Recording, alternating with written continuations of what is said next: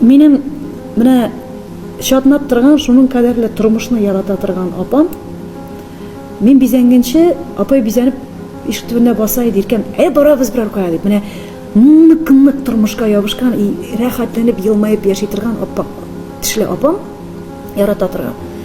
Кисәк кенә кулымда, минем кулымда үлде апай. Соңгы сүзләре булды, иркәм, күтәр мине, минем басасым килә. Менә шулай итеп күтәреп алдым да, апай кулымда үлде. Шундый зур планнары калды. Өйләре, машиналары, балаларын урнаштырып бетереп. Нигә яшәде бу кеше?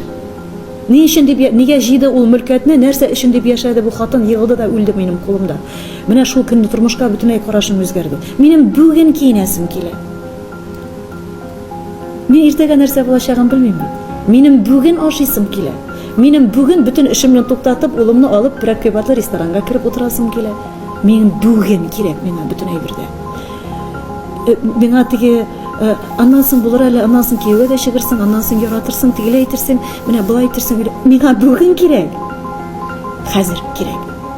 Минем көтәр вакытым калмады бүтән.